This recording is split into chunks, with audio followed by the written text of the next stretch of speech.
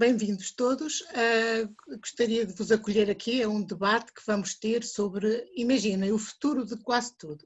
Começo por agradecer aos meus convidados a sua presença e, enfim, no meio de todos os nossos Zooms, não é? Agora não dizemos no meio das outras atividades, porque a atividade é o Zoom, não é?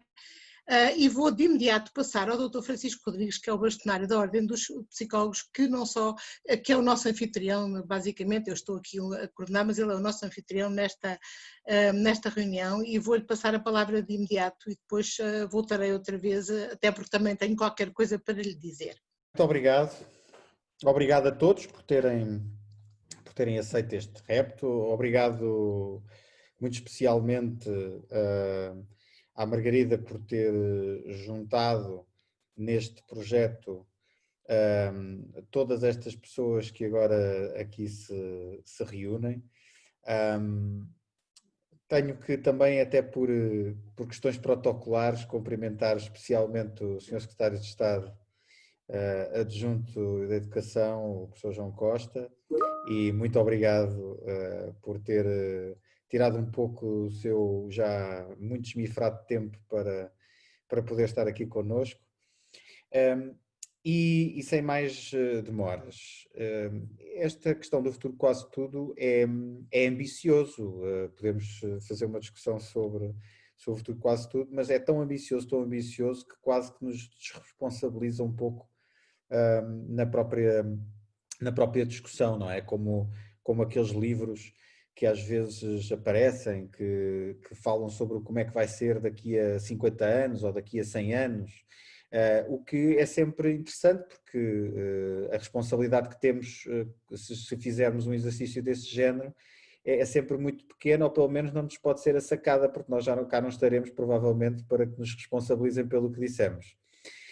Mas neste caso, e particularmente no momento que estamos a viver, e isso não tinha sido planeado, se calhar alguns adeptos das teorias de conspiração até poderiam pensar o contrário, mas quando pensámos em nos juntar, não tínhamos pensado que iria acontecer a pandemia que agora vivemos. E portanto, nós estamos a viver tempos que ainda acentuam mais aquilo que é a incerteza de quando se tenta projetar o futuro. Acho que ficou assim muito mais vivo, mais transparente, mais perto de nós, a tocar-nos a pele, essa ideia de que nós controlamos muito pouca coisa, no fundo, e que sempre que tentamos sonhar com aquilo que será o futuro, não fazemos mais do que esse mesmo exercício, um exercício em que projetamos muito daquilo que é o pouco conhecimento que temos sobre as coisas de hoje, e com isso tentamos encontrar as tendências e imaginar o que é que pode ser o futuro. Mas isso é por definição algo muito falível, e eu acho que nós particularmente nós psicólogos, agora colocando-me aqui, ir buscar aqui alguns daqueles que estão aqui presentes hoje, devemos ter a consciência de que quando falamos sobre aquilo que poderá vir a acontecer, temos que ter o cuidado de não fazermos afirmações muito deterministas, porque temos essa obrigação de consciência de que há demasiadas variáveis em jogo e há demasiado comportamento humano em jogo para conseguirmos ter assim uma ideia tão, enfim, concreta sobre o que é que pode realmente vir a ser o futuro. Mas no meio desta dificuldade toda e deste exercício que é claramente um exercício, quanto a mim, na corda bamba, a verdade é que não podemos deixar de o fazer, e isso não deixa de ser um paradoxo interessante. Nós dificilmente conseguimos estar na nossa existência e reduzir inclusivamente algumas das nossas angústias se não projetarmos algo no futuro, e se não nos projetarmos também, de alguma maneira, em algum futuro. Pelo que é inevitável que nós pensemos naquilo que podem ser os cenários que se avizinham em qualquer momento. Falando assim até mais especificamente sobre os psicólogos e sobre até aquilo que nós temos tentado, com responsabilidades de representação dos psicólogos, fazer, tem sido aqui esse equilíbrio também difícil entre as muitas necessidades do aqui e agora, necessidades muito prementes, em alguns casos até aflitivas, e sejam elas dos próprios profissionais, sejam elas da sociedade e da comunidade onde estamos inseridos, e que pelos diferentes papéis que temos em mãos temos que assumir, em termos de resposta. Depois não estaremos certamente a cumprir no dia de hoje com aquilo que são as nossas funções no dia de hoje, se não olharmos para a frente e se não tentarmos de alguma forma prevenir algumas coisas e promover outras para esse mesmo futuro. O que significa que nesta ligação com o futuro e com o futuro de muito daquilo com que nos cruzamos nas nossas missões, está pelo menos alguma coisa no nosso controle, que é nós tentarmos construir com base naquilo que gostaríamos que fosse esse futuro, e com base nesse gostaríamos, esse colocar mãos à obra não deixa de ser uma forma de reduzir um pouco essa angústia existencial até, às vezes até coletiva, e fazer com que as coisas possam acontecer agora, mas também para a frente, de uma forma mais próxima, ou pelo menos que nós sentimos que se calhar estamos a contribuir para que seja mais próxima daquilo que idealizaríamos.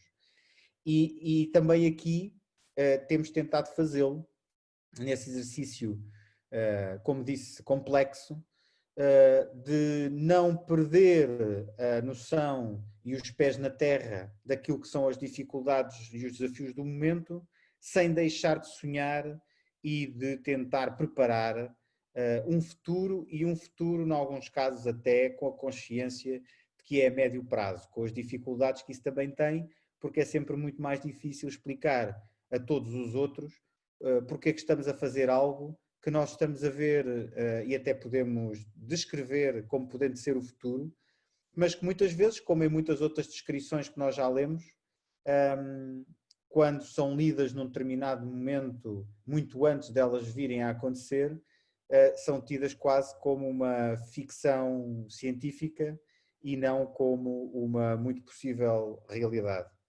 E por isso também aqui assumimos o risco de fazer este tipo de exercício, mas ao mesmo tempo que assumimos o risco de fazer um exercício de discussão e de projeção do que é que pode ser o futuro, na verdade também assumimos o risco de tentar contribuir com a nossa própria construção para que o futuro seja algo para o qual nós tenhamos contribuído de uma forma muito direta, e nesse aspecto acho que também nós, psicólogos, não só à discussão, mas também a essa construção, temos responsabilidades que nos obrigam não só a olhar para o aqui e agora, mas a olhar também para o que é necessário e para o que é importante que aconteça no futuro. E quer-me parecer que os tempos presentes relativamente à pandemia ainda demonstraram mais que, para além daquilo que tem que ver com o mais conhecido da imagem da nossa profissão, as intervenções mais individuais e clínicas, a verdade é que há muito mais para além disso na profissão, há muito mais trabalho e contributo para a sociedade por parte dos psicólogos, e também fica mais visível ainda aquilo que é o muito caminho que há por fazer para fazer chegar aquilo que é o conhecimento científico disponível da psicologia a todos, não só agora, mas daqui para a frente. E acho que me fico por aqui, Margarida. Não sei se o Francisco vai ficar connosco até ao fim, mas eu tenho uma palavrinha para si, porque eu coordenei este trabalho, aliás, coordenei este trabalho com muito gosto, foi mesmo daquelas coisas que foi um prazer, mas este trabalho é muito uma corresponsabilidade sua, porque, se bem se lembra, esta ideia, a visão, não é? Portanto, como começámos a imaginar estas coisas, foi em janeiro de 2019, agora já parece que foi há muito ano, mas foi só o ano passado, em que me convidou, e também foi outra coisa que eu lhe agradeço, foi uma experiência muito interessante para ir ao Parlamento Europeu, no Dia do Psicólogo, falar sobre os desafios futuros para a psicologia. E havia temas em análise que era exatamente a questão do meio ambiente, as migrações, as alterações demográficas, e eu achei aquilo muito interessante, mas claro, não está, nós fazemos outras coisas, portanto isso não era a minha zona de conforto, e então eu tive algum trabalho a preparar-me para as coisas saírem como eu gosto de que aconteçam, não é? E exatamente nessa altura falei com o Tony, portanto na altura eu estava representante da ordem, estava e estou, não é? No board da EFPA, e o Tony era na altura o coordenador, depois eu fiquei a coordenadora a seguir a ele, o Tony que está hoje connosco, o Tony Weinberg, que está hoje connosco no dia dos anos da esposa, portanto ele vai nos largar logo que fala um bocadinho, mas ele foi uma pessoa que me ajudou imenso, e quando o Francisco me fala deste trabalho, eu fiquei a pensar, não, aquele trabalho que o Tony me ajudou a desenvolver, vou pegar nisto, e então o Tony era mesmo o meu primeiro coautor, óbvio. So, dear Tony, I'm talking about you, and it's up to you. I knew you could not understand it, and it's up to you to talk for 5 minutes sharp about activism and psychology. I know it's an issue that it's very dear to you. And thank you very much for everything that I learned from you and your companionship in the board. And I'm very, very happy to have you here. And I hope your wife can give your time to us for the next 4 minutes. So the floor is yours. Go ahead. Thank you. Yeah, it's great to be here and see everybody. Thanks, Margarita, for asking me. Well, I suppose the thing about activism started for me many years ago when I joined Friends of the Earth. And this was really separate from my work as a psychologist, because my early career was really as a zoologist. And so I became interested in ecological systems through that work. And my PhD, in fact, was in ecological systems. So I trained as a clinical psychologist, but in fact, my first experience of psychology was in experimental psychology. So I have that sort of background. And over the years, I campaigned about climate change and about ecological systems and ecological breakdown. But it just carried on getting worse and worse and worse. And in parallel with this, I became very involved with professional ethics and became chair of the British Psychological Society's Ethics Committee. And at that meeting, for me, it brought together issues about the breakdown in the climate system and our professional ethics. What could we do about this systemic catastrophe that was coming towards us, which was going to affect the well-being globally of many, many people? And I know people here will understand what I'm talking about. Well, last year, a couple of colleagues and myself wrote a paper in our clinical psychology magazine for the Division of Clinical Psychology in the UK. And what we said was, despite over 50 years of warning about the impact of human activity in the last 25 years, environmental damage has accelerated. And we were talking about our membership of Extinction Rebellion, which we joined fairly recently, before we wrote the article. And Extinction Rebellion said in a letter when it did its launch, when a government willfully abrogates its responsibility to protect its citizens from harm and to secure the future for generations to come, it has failed in its most essential duty of stewardship. The social contract has been broken, and it is therefore not only our right but our moral duty to bypass the government's inaction and flagrant dereliction of duty and to rebel to defend life itself. So this statement about the importance of citizens taking action was one of the things that spurred me into thinking about we need to do something like this. And since then, very large numbers of psychologists have joined Extinction Rebellion and are thinking about how we can work most effectively towards bringing about change and thinking about a greener future. And just looking at what's happening in Siberia, if anybody wants any indication of where things are going, the extreme record-breaking heat that has baked Siberia for several months should serve as an incredibly loud alarm bell, as it says in New Scientist this week. Thawing permafrost leading to an oil spill, one of the worst in Russia's history, and dramatic levels of snowmelt amongst the consequences. Because if we get methane emitted from the permafrost there, we're in so serious trouble. Now, the pandemic has also illustrated the importance of psychologists becoming activists. I don't know whether any of you have come across somebody called Stephen Riker, because he's been very active on the media across all sorts of platforms. He's a social psychologist, and he's become very popular. He went online criticizing the government, one of the government's advisors, and gained something like 10,000 followers on Twitter, which he was very surprised about.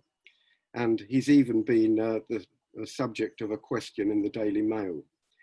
So he's putting forward research-based evidence about how you need to think about trust between the government and the people in order to be able to manage big public health questions like this. He's a bit of a role model for me, and he and Alex Haslam have written a book about the pandemic and the psychology of the pandemic that it's free to download. So although our book was written before the pandemic, there are lots of lessons for us about how psychologists need to engage very actively in public policy in a much more activist sort of mode than we have in the past. So I'm nearly up to me 5 minutes, so I better stop there.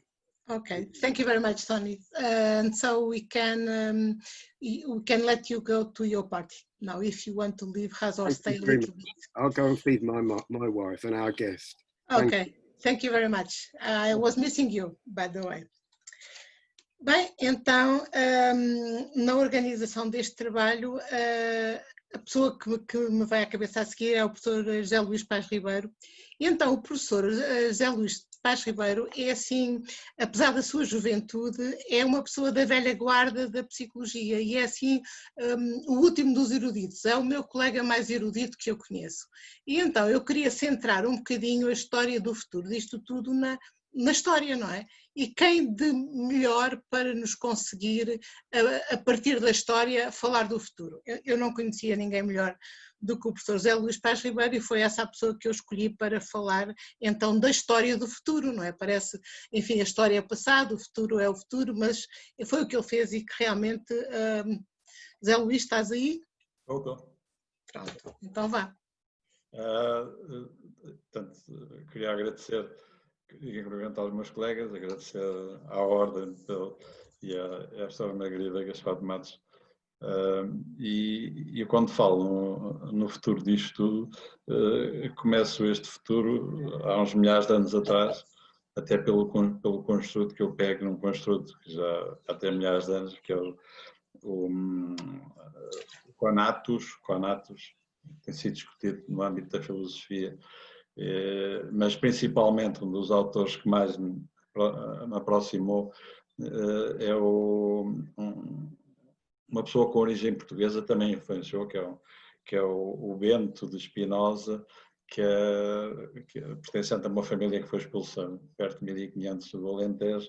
Ele já nasceu em Amsterdão, mas ele assumia-se como um judeu com origens portuguesas, que aliás isso ainda está em jogo hoje, ele fala do conatus como um processo de proteção do indivíduo, agora estamos a falar das pessoas, e que simultaneamente é um modelo desenvolvimental. Temos hoje inúmeros, nomeadamente no âmbito da psicologia positiva.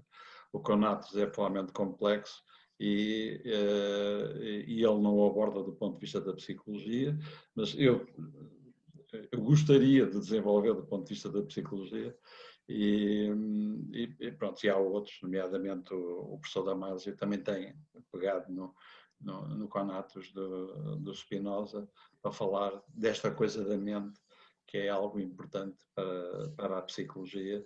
E outra das coisas que eu defendo é que a psicologia está muito bem e que devia garantir o seu lugar no seio das ciências sociais.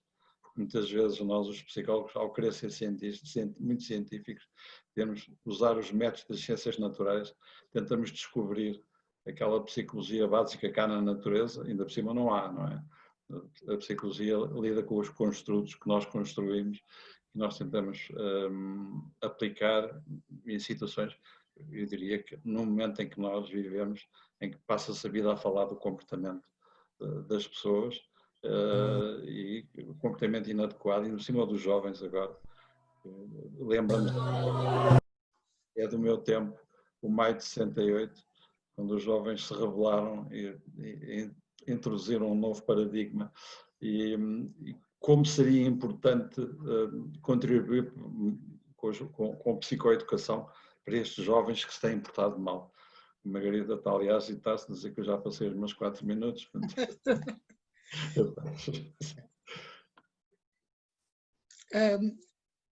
E então és muito obediente e ficas por aqui imediatamente?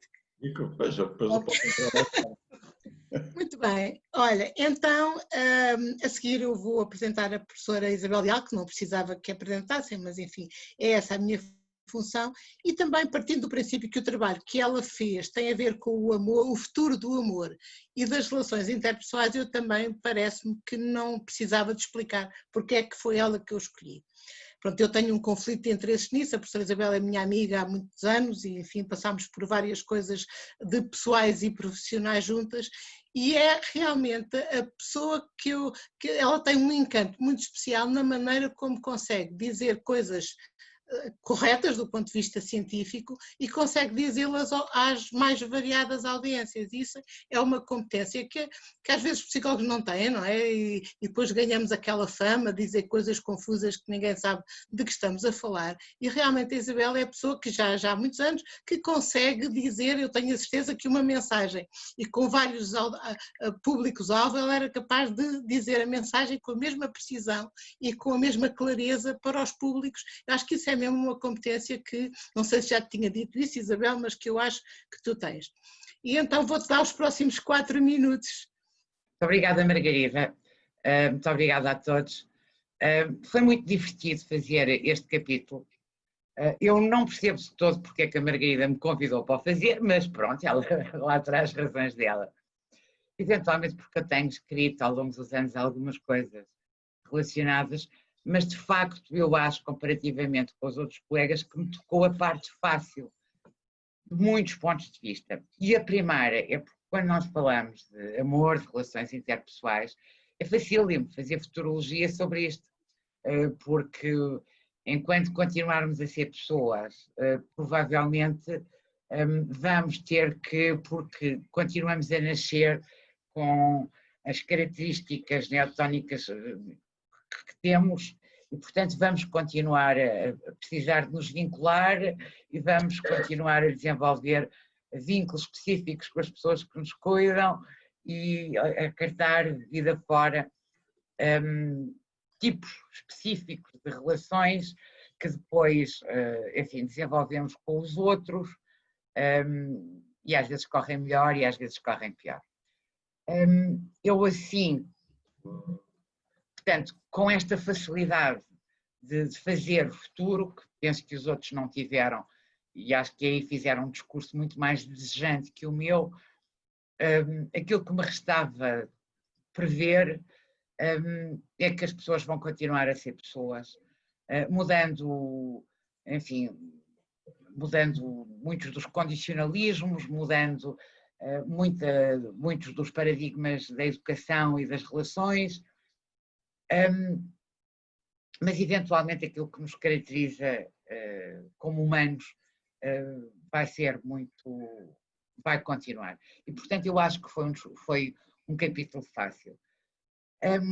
Deixem-me só, para ser mais específica, uma das previsões que eu faço, e que pode parecer mais polémica, e eu atrevi-me a muito poucas, é o fim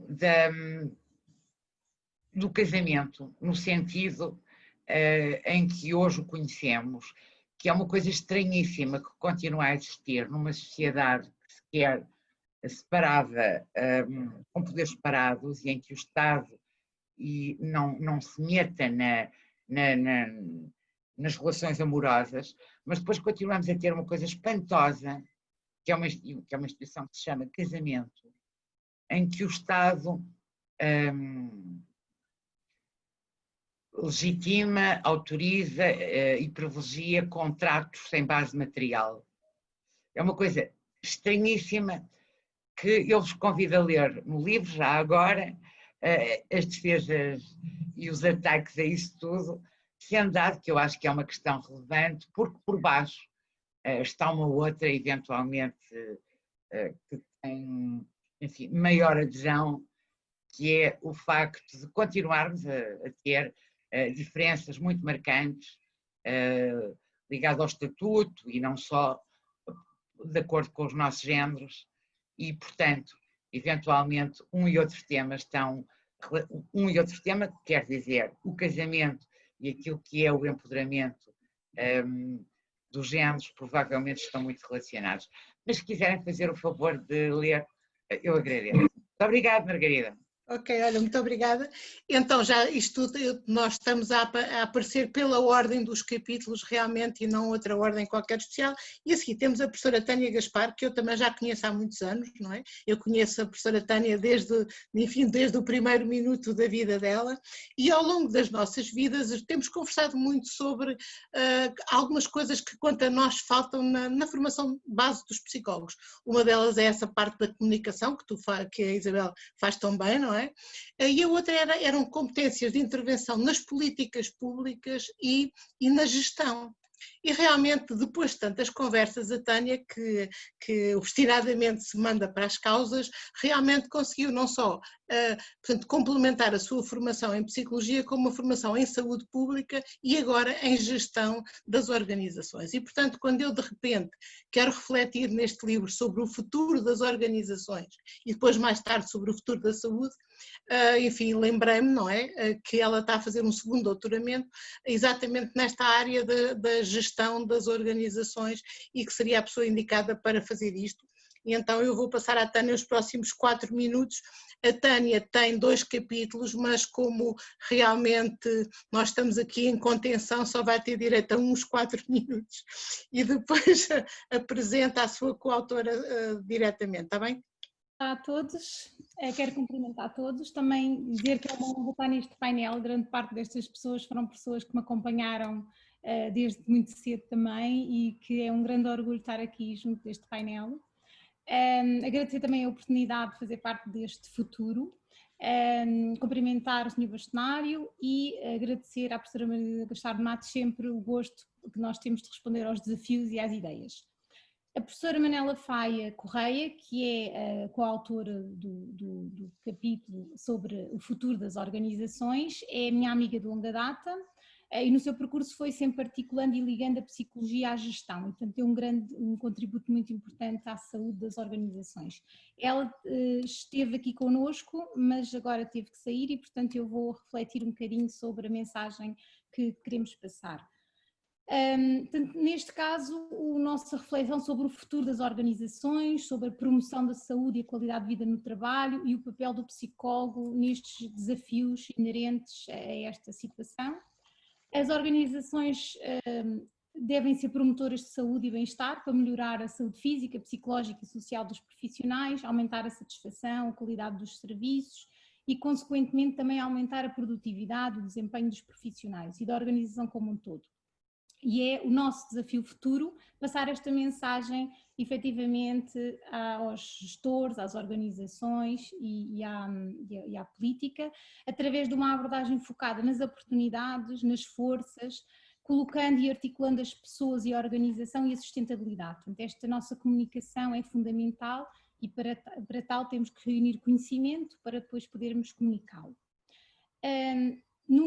Falamos também nas organizações de saúde especificamente, porque a nível dos seus desafios presente nesta situação contextual atual, sentiu-se ainda mais a necessidade de trabalhar na promoção de saúde e bem-estar dos profissionais, dos doentes e também de toda a comunidade. As palavras de ordem são a humanização dos cuidados e o doente no centro. No entanto, as organizações de saúde são sistemas complexos, com desafios crescentes, dinâmicos, mas depois precisam, como nós vimos agora, de uma resposta integrada, rápida, eficaz e sustentável. É realmente um grande desafio que respondemos e que efetivamente teremos que continuar a responder. E vamos ter sempre dificuldades, nomeadamente a nível da gestão, a insatisfação e o burnout e o turnover dos profissionais, a exigência e os comportamentos menos saudáveis dos doentes. Podemos salientar 6 desafios grandes a nível da saúde, numa perspectiva global. Desafios políticos, relacionados com as políticas que deveriam ser a médio e longo prazo e que muitas vezes são menos um curto prazo. A gestão, no sentido de maior autonomia, mas por outro lado, maior rigor na seleção, nas competências e também na prestação de contas. Os doentes, aumentar a literacia em saúde, a comunicação com os doentes e também o acesso aos cuidados de saúde. A nível dos recursos humanos, adequação às necessidades, formação e incentivos baseados no desempenho e nos cuidados. Depois a questão da transformação digital, que veio agora também, foi acelerada com esta situação da pandemia. Portanto, utilizar as tecnologias de informação e comunicação na área da saúde para uma melhor prestação de cuidado, para uma maior organização dos dados, que também é importante, mas é um desafio. E por último, a questão dos resultados. Nós psicólogos muitas vezes não falamos destas questões, dos resultados, mas é importante que os objetivos e as metas sejam rigorosos e estabelecidos, a antecipação e avaliação dos resultados e uma gestão e consequências futuras dos mesmos. Mas qual é o papel do psicólogo no futuro das organizações de saúde face a estes desafios? Portanto, o psicólogo é pioneiro na compreensão e intervenção dos comportamentos de saúde e doença, a nível individual, social, comunitário e organizacional. Também ao nível da administração e gestão, os psicólogos, como especialistas do comportamento humano, podem contribuir de forma inovadora, integradora, eficaz e competente, ao nível da liderança e equipas multidisciplinares, a segurança psicológica e também o estudo dos fatores em termos globais, a nível da organização, dos profissionais, dos doentes, etc., que efetivamente estão ligados à saúde e à qualidade de vida no trabalho.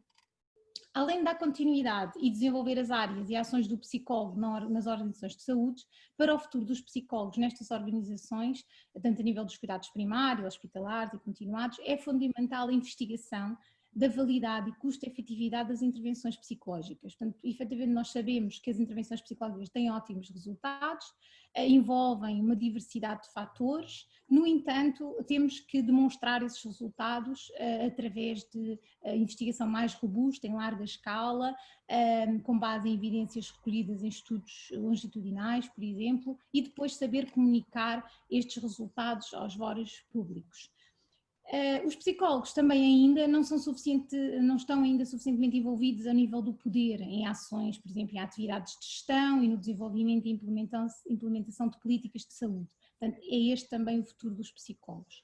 Pretendemos com estas ideias que suscitem reflexões e novas ações para um futuro onde o psicólogo tem um papel cada vez mais fundamental na saúde global das organizações e na saúde das populações. Portanto, é esta mensagem que gostaríamos de transmitir. Obrigada, Tânia. Ora bem, a seguir, no alinhamento, está então o professor Dr. João Costa, que também eu daqui vou vê-lo aí. Sim, está aqui, não é verdade? Ora bem, o professor João Costa é neste momento secretário de Estado da Educação, mas não foi por causa disso que eu o convidei. Eu convidei-o porque é um académico e é uma pessoa com uma reflexão profunda em matéria de educação e eu achei que gostava que partilhasse connosco, não é? A sua ideia sobre a escola e sobre o futuro da escola. Aproveito para lhe dizer que no último lançamento do nosso estudo HBSC eu tinha dito que o professor João Costa era um dos meus 10 políticos favoritos. A sua classificação melhorou e agora está entre os meus 5 políticos favoritos, porque realmente, do ponto de vista de um governante, eu acho que ninguém merece, no meio de uma obra como aquela que estava a tentar desenvolver no país, apanhar uma coisa destas. Ainda hoje de manhã eu dizia a uma jornalista que, como diria o Kundera, isto é o ensaio geral da própria vida. Nós não vamos poder voltar atrás para agora que já ensaiámos, vamos fazer bem. Não, isto foi, e realmente tenho que lhe dizer isto porque foi das vezes que eu fiquei satisfeita e orgulhosa de ser portuguesa, foi o modo como nós todos, não é só o professor, mas nós todos nos organizamos como sociedade civil para responder a uma emergência. Agora vamos ver se conseguimos passar para o stand-by tão bem como respondemos à emergência, mas realmente, enfim, não estava ali tão contente a acabar aquelas coisas da flexibilidade, da autonomia, que realmente isto foi ali um parar e ter que, enfim, ter que atuar sem ensaio geral, não é? Mas pronto, mas basicamente está aqui como académico, está aqui como pensador, e é esse nível que eu gostei de o convidar e que tivesse aceito falar sobre o futuro da escola. Muito bem, muito obrigado e queria cumprimentar todos, agradecer este convite que a professora Margarida Gaspar de Matos fez para este desafio. Eu fico sempre um bocadinho nervoso quando ela diz que eu estou no seu top 10 ou top 5, porque eu não sei quem são os outros 9 ou os outros 4. Portanto, não sei exatamente em que lista é que ela me está a incluir, mas pronto. De facto, eu há pouco tempo olhei de novo para o capítulo que tinha enviado, porque quando nós todos contribuímos para este livro e ficámos com esta visão, tentámos especular sobre este futuro, não fazíamos ideia que no imediato, logo no ano seguinte, íamos ter uma destruição total daquilo que eram as nossas expectativas e uma realidade que parece paralela. Eu aqui há tempo, quando senti que isto era mesmo esquisito, se me permitem pôr a coisa assim, estava a ver uma série na televisão ou um filme e estranhei as pessoas tocarem-se e cumprimentarem-se. E pensei, eu não quero isto, eu não quero que isto seja, como alguns dizem, um novo normal. E estes exercícios são sempre extraordinários porque, se por um lado são desafiantes, obviamente que já há muito tempo que se falava, quando se fala daquelas conversas sobre a educação para o século XXI, etc., de preparar para a incerteza, de vivermos momentos de grande incerteza. E eu devo dizer que sempre olhei para essas afirmações com alguma cautela, porque o futuro incerto sempre foi, não é? Eu às vezes faço o exercício de pensar na minha avó nascida no início do século passado, e se alguém lhe tivesse dito aos 5 anos tudo o que ela ia ver ao longo do século XX, ela dizia que era ficção científica, da mesma maneira que nós agora vivemos esta pandemia que nos parece entre a ficção científica e uma distopia de mau gosto em que nos enfiaram. O que nós temos hoje, eu não tenho a menor dúvida sobre isso, é uma muito maior consciência desta incerteza, uma velocidade muito grande em algumas áreas em que mudamos, e temos também exatamente porque somos mais qualificados, mais conscientes, somos também mais responsáveis pela preparação para o desconhecido. E a escola, obviamente, desempenha aqui um papel fundamental. Nós, tradicionalmente, a escola é uma instituição que cumpre um papel importante, que é nós herdarmos um património de saber, e com esse património de saber nós podemos construir novos saberes. Se nós não soubéssemos tanto sobre crises passadas, se calhar não estávamos a gerir esta de uma forma tão eficaz, eficácia aqui, dizendo não descambámos ainda, não estamos a ter uma guerra civil por causa de uma pandemia, como já aconteceu noutros períodos de outras histórias, quando uma doença ataca uma comunidade. Temos este futuro pela frente, que é sempre aquele, se calhar cada um de nós lendo o seu capítulo e o capítulo do outro, pensa assim, se eu soubesse o que sei hoje, este capítulo tinha sido completamente diferente. Mas se eu soubesse o que sei hoje, o futuro não tinha piada nenhuma, porque entrávamos neste marasmo de estarmos sempre parados a reviver o passado. Obviamente temos um futuro muito marcado pela tecnologia, uma tecnologia que nos traz muito, mas que também por vezes nos assusta, porque prescindimos da nossa liberdade, deixamos que o nosso gosto seja condicionado por algoritmos, quando é a Amazon ou o Spotify que nos dizem qual é o próximo produto que queremos comprar, e ainda por cima eu sou daqueles que ficam muito irritados porque eles às vezes acertam, e eu não quero que a máquina mande naquilo que eu quero comprar, quero ser eu a ter a decisão sobre as minhas emoções. Mas mais do que incerteza, parece muito evidente que o que nós temos é uma muito maior conectividade, ou seja, nós estamos ligados à outra ponta do mundo e sabemos quando um vírus desponta na China que ele vai chegar cá e até conseguimos predizer quando. Isso significa o quê? Significa que nós, e a Margarida dizia isto no início, vamos ser sempre superiores à máquina. Nenhuma máquina nos vai substituir. E este período que vivemos na educação é uma prova inegável disso. As coisas até podem ter funcionado bem aqui, ali, nesta escola, na outra, com estes alunos, mas há uma dimensão que é essencial no ato educativo, que é a relação. E digo isto porque, e termino os meus 4 minutos com isto, se nós, há aquela coisa, eu a falar entre psicólogos, citar aquelas coisas de psicologia de livro de João de Escada, é sempre perigoso, não é? Mas há aquela categorização que eu acho engraçada porque não acredito nela, não é? Que o stress é excesso de presente, a depressão é excesso de passado e a ansiedade é excesso de futuro. Há muita gente que vive estes quadros todos não pensando num futuro porque não conhece. Simplesmente aquilo que nós temos de entender é que assumir o nosso desconhecimento é uma coisa extraordinária, porque é assumir que não sabemos tudo. E como não sabemos tudo, lutamos por saber mais, porque aquilo que nos faz pessoas é mesmo o conhecimento, é isso que nos torna humanos e é a relação. Eu costumo dizer isto, sou João porque sou pai, porque sou marido, porque sou amigo, porque estou secretário de Estado, porque sou professor, e cada uma dessas relações que estabeleço fazem a pessoa que eu também sou. E por isso há uma frase do eurodeputado Frans Timmermans, de que eu gosto imenso.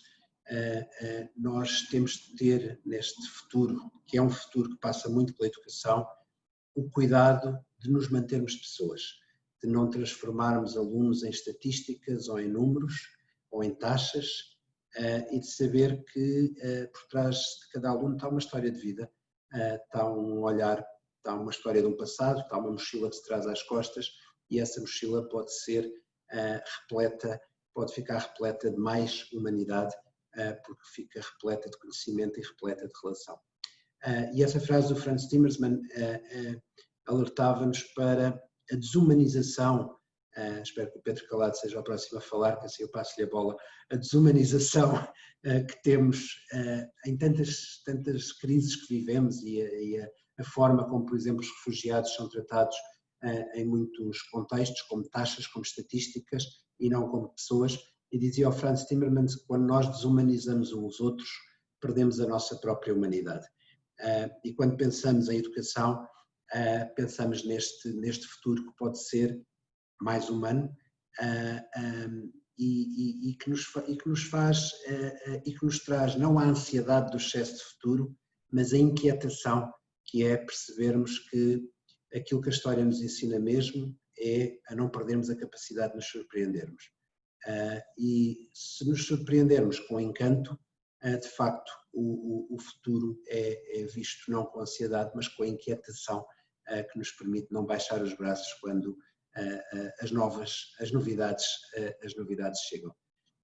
Eu temo que muitos dos nossos capítulos tenham sido profecias, o que nos manda para um estatuto que eu não gostava de ter, porque se nós todos formos profetas isto fica muito complicado. E pronto, Margarida, muito obrigado por mais este desafio, que são muitos, têm sido muitos os que me colocam e todos bons. Muito obrigada, e não é que acertou mesmo, a seguir ao Pedro Calado, e o Pedro Calado também é um caso sério de cumplicidade na travessia da minha vida, não é?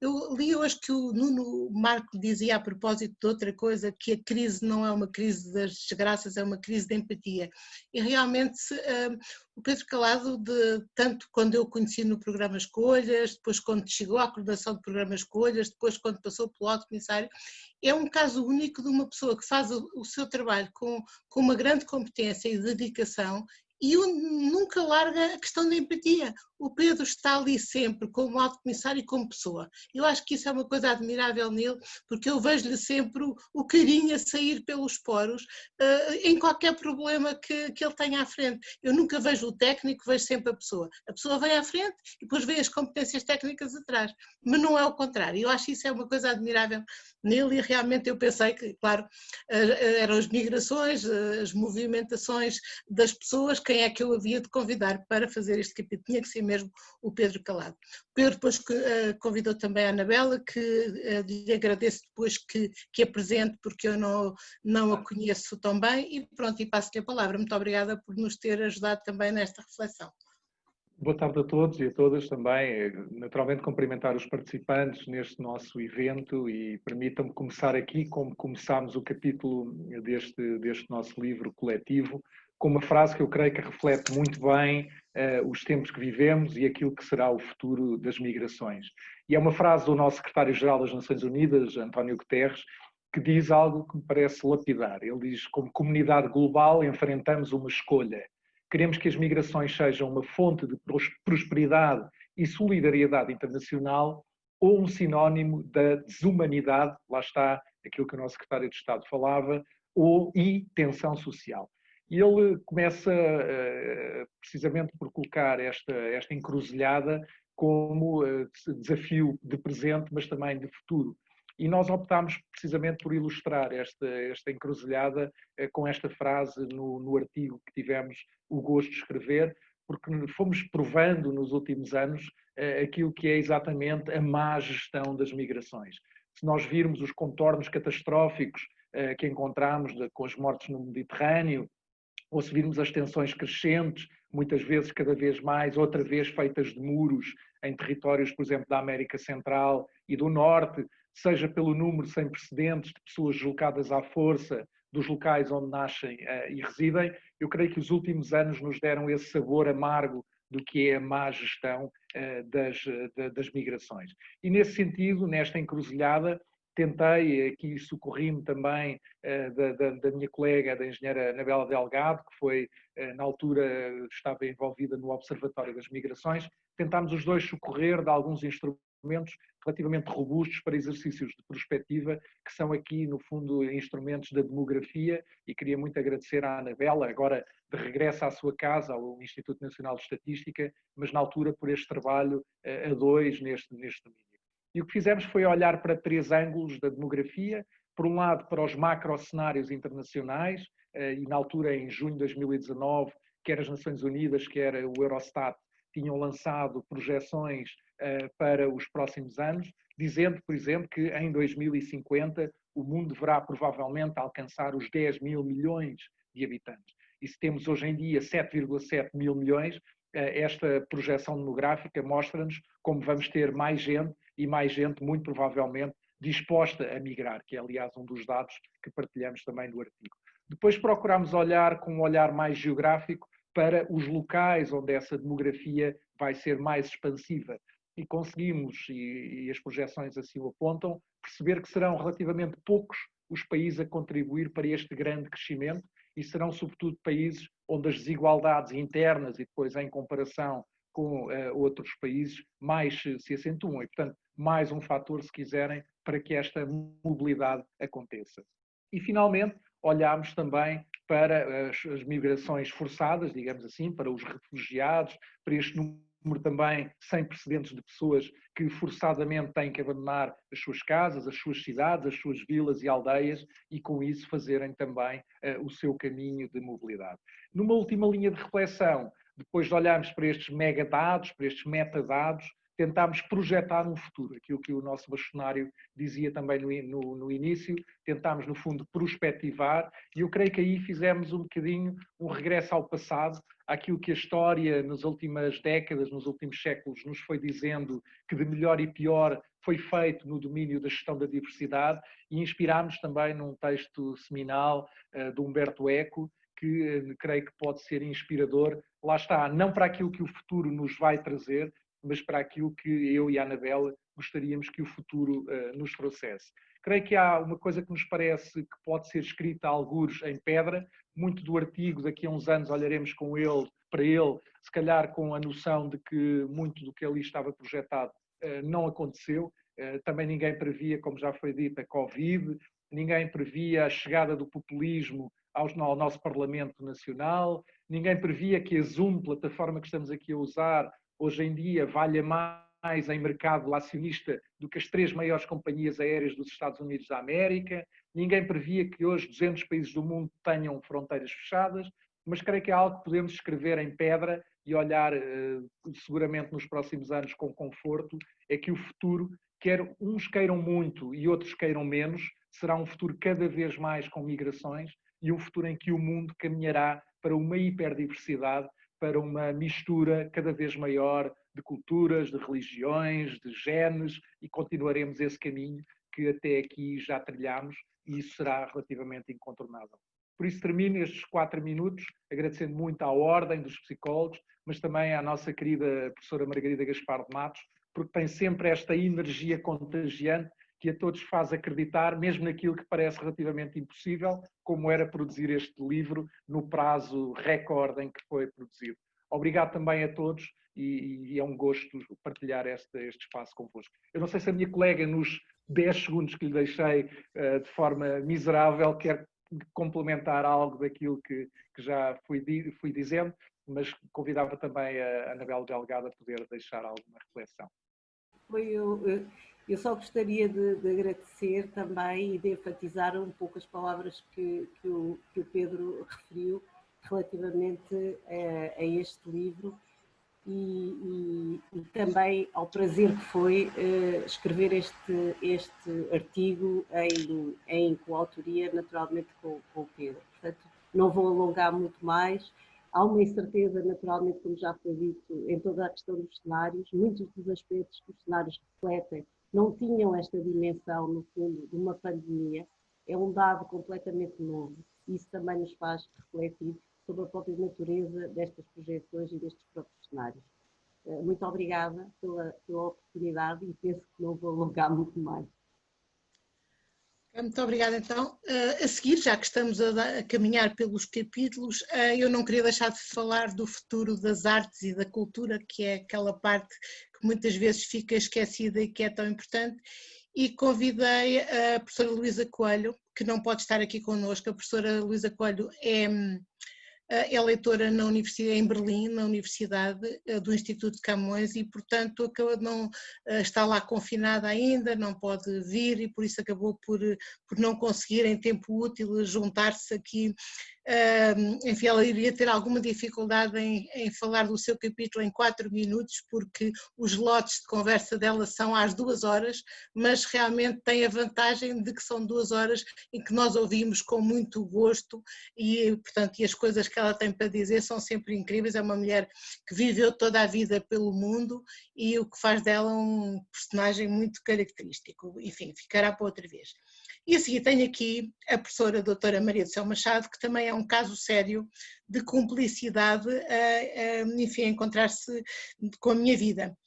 Eu conhecia, ainda agora fizemos quando é que nos conhecemos, nós fizemos uma viagem alucinante que não vamos falar a ninguém aqui, não é?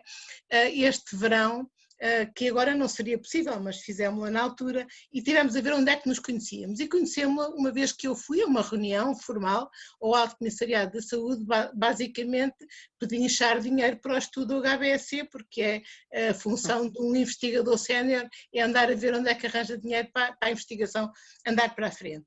E aquilo, como no filme, não é, foi o princípio de uma grande amizade, não é?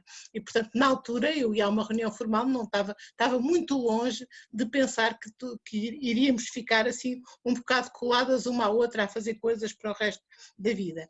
A professora Maria Célia é médica e é pediatra, a professora na Faculdade de Medicina e neste momento está na Ordem dos Médicos, porque também é uma inquieta com a vida e com o futuro, e realmente eu fiquei a pensar, eu estava com vontade de pôr qualquer coisa que fosse o futuro dos corpos. Há bocadinho o professor João Costa falou nisso, aquela coisa dos abracinhos, eu também ando a ver filmes e a dizer o que é esquisito neste filme? É que as pessoas abraçam-se e parece uma coisa muito estranha, não é?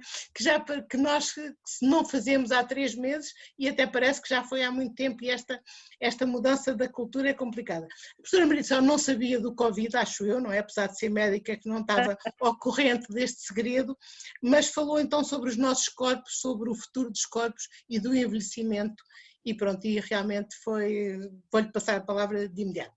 Obrigada por estar aqui. Muito obrigada, professora Margarida Gaspar de Matos. Realmente é extraordinário, diz que as amizades são na adolescência, são as que ficam para a vida, mas realmente é extraordinário como, após ir pedinchar dinheiro, no tempo em que eu era rica, porque era alta comissária da saúde, se tornou realmente uma amizade prolongada. E eu acho que devemos dizer que a viagem que fizemos foi o Transsiberiano, que vai de Moscou a Pequim, e agora já não seria possível, não é? A maneira que fizemos na altura exata. E foi em setembro, foi muito antes do Covid. O desafio que a professora Margarida me fez foi, no fundo, sobre a esperança de vida e a mortalidade. Será que nós vamos conseguir, os progressos da medicina vão conseguir que os humanos vivam 150 anos, como dizem alguns, ou sejam mesmo imortais? E eu, depois de ter lido o Harari, de ter lido vários livros, enfim, utopias, distopias, que todos lemos, aqueles clássicos, o Orwell, etc., escrevi um capítulo um bocadinho em que achava que nós nunca iremos chegar aos 150 anos e nunca seremos imortais. E é fácil, o que nós temos explicar, o que nós temos conquistado é mais pessoas viverem mais anos e não propriamente nós conquistarmos muito mais anos de vida, ou seja, há 200 anos havia pessoas que já viviam até aos 100, eram muito poucas, agora são mais. E daqui a 50 anos, se calhar há muitas que vivem até aos 120, mas muitas ainda morrerão mais cedo. E, portanto, eu considero que imortalidade não conseguimos. E considero ainda por outras razões, porque a nossa imortalidade dependia de controlarmos fatores como o clima, a alimentação, a água. E se calhar esses super-humanos imortais não iriam precisar desses fatores, mas os humanos seriam aniquilados primeiro antes de serem super-humanos, exatamente por esses fatores. E é engraçado que eu fui reler o capítulo. Nós agora devíamos todos escrever o mesmo livro, mas pós-Covid. Eu fui reler o capítulo e eu já digo, a certa altura, até repito depois, que há sempre vírus desconhecidos e bactérias resistentes que vão sempre impedir que consigamos a nossa imortalidade. De maneira que, enfim, não sabia do Covid, mas já estava a pensar que se calhar vinha aí um vírus não imaginado e que fazia o mundo virar-se de pernas para o ar, como nós nunca pensámos em janeiro deste ano, ainda não pensávamos nisto e agora nos apercebemos. Eu acabo com uma frase dizendo: o futuro pode ser especulado ou teorizado, mas não terá nunca um prognóstico exato, mas o futuro somos nós que o fazemos. E quando reli agora o capítulo pensei, bem, eu vou ter que dizer e dizer que afinal nós não fazemos o futuro, mas não, se calhar, se pensarmos bem, o futuro somos mesmo nós que o fazemos, com Covid ou sem Covid, e portanto esta nossa mortalidade aumentada ou mesmo imortalidade depende muito de nós. E temos que nos lembrar disto, o futuro somos nós que o fazemos. Muito obrigada, Margarida. Ok, muito obrigada também. Ora bem, a seguir tínhamos o Osvaldo Santos. O Osvaldo Santos é psicólogo e é meu colega no ISAM, no Instituto de Saúde Ambiental. E aqui, enfim, eu estou sempre a pensar que é o ano passado, mas não, foi agora há pouco tempo, eu ouvi-o fazer uma conferência em que ele tinha uma noção, portanto, o Instituto de Saúde Ambiental, e esta ideia do ambiente que nós temos neste instituto é um ambiente alargado, portanto tem a ver com o ambiente físico, com o ambiente social e com o ambiente digital. Eu achei interessante uma conferência que ele fez exatamente sobre os ambientes digitais e achei que sim, portanto que o digital, ainda nós não sabíamos que o Covid nos ia agarrar ao Zoom de manhã à noite, não é? Mas já ele falava que do ambiente digital e da influência desse ambiente nas nossas vidas e portanto o Osvaldo escreveu sobre isso, ele não está aqui hoje connosco porque realmente está a dar consulta, mas fica aqui também esta ideia. E a seguir, então, temos o meu caro colega também do ISAMB, embora não seja psicólogo, não é? O Thomas joga noutra equipe, não é? Mais das artes e da realização de cinema, mas eu já conheço o Thomas também há muitos anos, quando apareceu lá na faculdade e realmente é interessante como é que duas formações diferentes precisam uma da outra para conseguirem construir mensagens que passem para os outros, não é? E no fundo os psicólogos querem passar mensagens e os homens do cinema também fazem isso de maneira diferente. E então eu desafiei o Thomas para me ajudar ao princípio na introdução do trabalho. Só que quando o Thomas me mandou ao trabalho, aquele trabalho estava tão engraçado que ele de repente faz-me um capítulo sobre perus. E quando eu vejo aquele capítulo, eu disse assim, não, eu não vou colar isto a uma introdução, eu vou dar vida a este capítulo, como eu acho um capítulo chamado Perus Indutivos, num livro sobre o futuro, é uma visão. E por isso eu separei a introdução que ele tinha feito da minha e fiz um capítulo de propósito para o Thomas e agora então pode falar de perus, Thomas. Muito obrigado, senhora professora. Obrigado a todos que me incluíram aqui neste projeto. É uma grande honra para mim e, sobretudo, como não sou da área, não é? Ou seja, não sou psicólogo, trabalho como documentarista e também sou professor acadêmico na área da comunicação. Mas eu sempre achei, do meu ponto de vista, a minha profissão é a observação, não é? Ou seja, eu observo e depois, muitas vezes são histórias da vida, histórias também na ciência, ultimamente, mas a observação tem digamos, uma premissa para ser observador, para poder observar, nós precisamos realmente muitas vezes precisamos de um lugar, temos que desacelerar, não é? Para poder observar.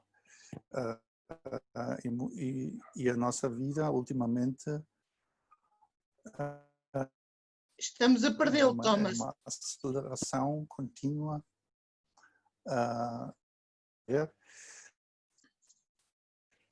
do confinamento. De repente, todos nós também estamos a ser obrigados de desacelerar, de parar realmente muitas coisas, não é? E eu, onde estou agora, aqui no apartamento de Lisboa, de repente são muito menos aviões, não é, que passam por aqui e de repente eu estou aqui a ouvir as gaivotas e outros pássaros a cantar, não é? E também agora, de repente, eu estou a olhar aqui para a minha para livros que ainda não li, não é? Aquelas fotografias no telemóvel que tiramos constantemente, mas nunca olhamos, não é? Depois, ou seja, eu penso que aquele momento de parar serve para observar e para olhar para trás, não é? Eu também sou muitas vezes daqueles que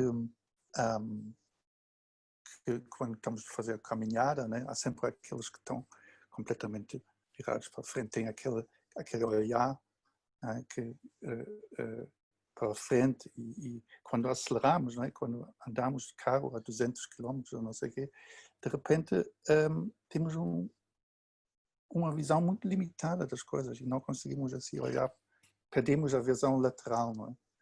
E agora, passando para os perus, normalmente os perus e as galinhas, e não sei o quê, eles têm essa visão lateral, não é? Eles têm aqui o olhar aqui ao lado, não é? Ou seja, eles têm que sempre ter cuidado de não ser atacados, não é? E por isso tem o olhar dessa maneira, não é? Enquanto nós, seres humanos, estamos assim virados muito para frente, nós vivemos muito para o futuro, não é?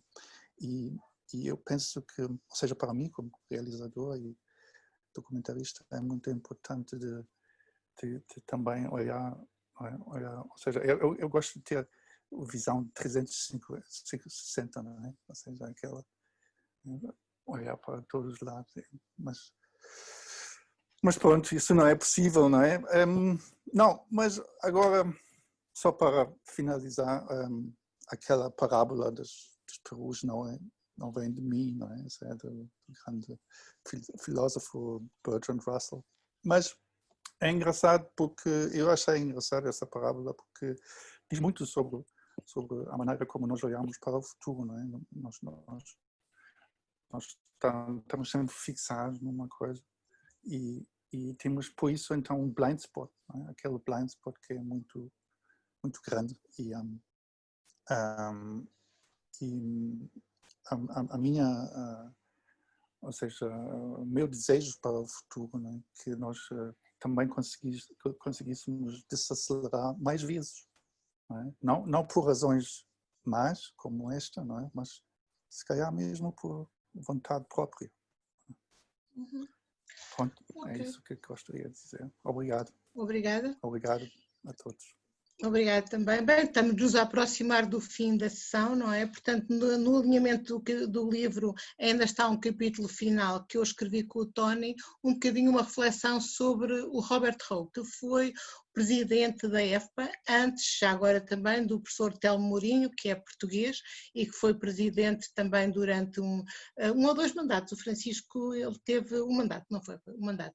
E pronto, mas o Robert Rowe, neste momento, instituiu um prémio, que é o prémio Robert Rowe, que foi ganho pelo Tony, exatamente por este colega inglês que já nos deixou porque a mulher faz anos, não é? E na altura, portanto, ele ganhou o prémio Robert Rowe, fez uma conferência sobre o futuro dos psicólogos e nós vamos todos juntos, com o Francisco também aqui presente, para o Congresso Europeu de Psicologia, que foi em Moscovo, este ano em julho, e de repente eu ia fazer uma conferência também e o Miguel Ricot, que eu não conhecia ainda pessoalmente, vai fazer uma conferência que eu agora não me lembro o título certo, mas era qualquer coisa do género: depois disto tudo, será que ainda vão ser precisos psicólogos? Ou será que alguma vez foram precisos? Ou será que vai sobrar algum para dizer qualquer coisa? Era assim uma coisa provocatória. E eu achei graça. E de repente já estávamos com o livro todo, ali com o doutor Francisco, com os prazos, porque ninguém acreditava que nós íamos ter depois mais muito tempo, não é? Portanto, nós julgávamos que era para entregar, eu aborreci todos os senhores para entregar no dia 15 de agosto, não é? E de repente eu fiquei a pensar, este livro tem que ter um final, e o final tem que ser escrito pelo Miguel Ricot. E então escrevi-lhe um e-mail que até se chamava Proposta Desonesta, que era que lhe dava 24 horas para fazer o último capítulo. Portanto, ele ainda ficou pior do que nós todos e teve que fazer aquilo em velocidade recorde, o que fez e que realmente, pronto, agora vamos ouvi-lo. Muito obrigado, Margarida. De facto, foi uma proposta, não diria indecente, mas interessante e que de facto depois ficou facilitada quando eu percebi o objetivo do livro. A verdade é que quando me pedem para falar, para um futuro, quase tudo no contexto da psicologia, não é? Me pedem para tentar, então, por causa disso, enquadrar aquilo que é a psicologia, a intervenção psicológica, naquilo que é o nosso futuro, dá-me sempre depois algum entusiasmo. Porque se por um lado a provocação é que os psicólogos podem vir a acabar, por outro lado a lógica dessa possibilidade está muito centrada apenas e só no sucesso da própria intervenção psicológica e no facto de tantas outras pessoas tentem entrar hoje em dia naquilo que é a nossa, vamos lhe chamar, área de atuação. É evidente que essa área de atuação é uma área nova também por si mesma. e sendo nova, foi construída em função daquilo que foi este desenvolvimento do mundo. E quando olhamos para este livro, tão bem estruturado e com temas tão diversos e que naturalmente vão depois pegando naquilo que é psicologia, ficamos com uma noção daquilo que é a diversidade do nosso campo de atuação hoje em dia. E, portanto, não podemos estranhar que, de facto, outros queiram, de alguma forma, ocupar espaços que nós fomos conseguindo conquistar e conseguindo adquirir. Isto parece já aqui uma lógica bélica, não é? De conquistar espaço ou não conquistar, mas tudo tem a ver com aquilo que são as necessidades. E eu acho que a psicologia, e como sempre, no outro dia falava com os colegas e dizíamos, quando um psicólogo chega a qualquer lado, ele cria necessidades. E é isto que eu acho que nós, enquanto psicólogos, temos feito. E temos vindo a criar uma série de necessidades que, evidentemente, decorrem daquilo que é a evolução do mundo. Em que sentido? No sentido da dignificação da pessoa, no sentido da dignificação do indivíduo, no sentido de todas estas discussões que temos tido agora na nossa sociedade, muito focadas, não é, naquilo que é a valorização de cada um, independentemente das suas características, seja do que for. E este é o nosso campo, o campo da psicologia. Não é? É o campo daquilo que é a valorização da pessoa e conseguirmos que ela possa cada vez mais ser parecida consigo própria e que traga aquilo que são as suas características, não é? Ao serviço de todos e ao serviço da comunidade e que se realize então nesta sociedade cada vez mais diversa e cada vez mais complexa. E este é o nosso trabalho e este é o nosso futuro e este tem que ser naturalmente a nossa missão.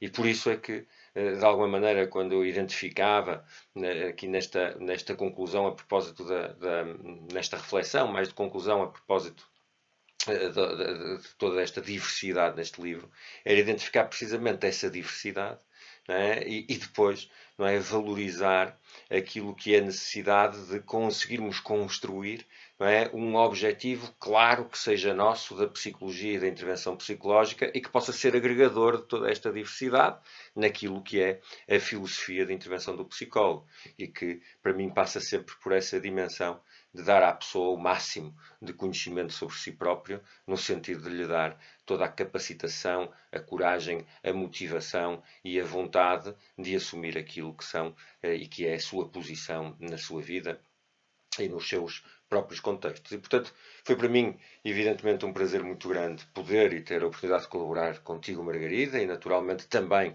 não estando aqui a querer destacar muita gente, mas ainda por cima com o Tony Wainwright, que é alguém com quem eu também tenho trabalhado em conjunto e com quem me dou muito bem, e, portanto, foi um prazer muito grande. Só te posso agradecer aquilo que foi a confiança que depositaste em mim e por isso mesmo desejar as maiores felicidades para esta obra e que ela possa de facto ter a visibilidade que ela merece. Muito obrigado. Eu só vou, já agora ainda não mostrei a capa do livro, que estamos a falar deste livro, que ainda não há, ainda só eu tenho um, e por isso é que os outros colegas ainda nem sequer viram, a não ser em fotografia, e eu ia acabar aqui com, o livro chama-se O Futuro de Quase Tudo, que é uma rábula, aquele título do Stephen Hawking sobre uma teoria de quase tudo. E então há uma altura em que ele diz uma coisa que eu vou-vos ler, porque tem graça, que é: em 2009, organizei uma festa para os viajantes no tempo na minha escola em Cambridge. Para me certificar que apenas os verdadeiros viajantes no tempo apareciam, eu só enviei os convites depois de passado o dia da festa. Não apareceu ninguém. Fiquei desiludido, mas não surpreendido, porque demonstrei que viajar no tempo é impossível. Adorava ter estado errado. E pronto, eu penso que eu gostei muito deste parágrafo, achei isto muito inspirador, porque realmente há coisas, ninguém adivinha o futuro, nós fizemos aqui uma aproximação mais destinada ao debate do que propriamente a sermos oráculos ou adivinhos do além, ninguém quer isso, o professor João Costa já falou nisso e não era essa a nossa ideia. E realmente a nossa imagem do futuro é uma imagem positiva, o futuro, como também alguém disse aqui, é construído por nós, e a confiança, eu penso que foi o Pedro Calado que já me falou disso, a confiança é a coisa mais importante que nós temos para construir um futuro, não é? E quando se perde a confiança, não sei o que é que fica. E portanto, realmente, essa confiança é que faz com que nós sejamos os atores das nossas vidas e os atores dos nossos futuros a nível individual e a nível do país. penso que vamos ficar por aqui. Aguardamos as vossas perguntas para um futuro próximo e mais interativo. E muito obrigada aos meus convidados pela vossa presença e a todos os que nos ouviram também. Então,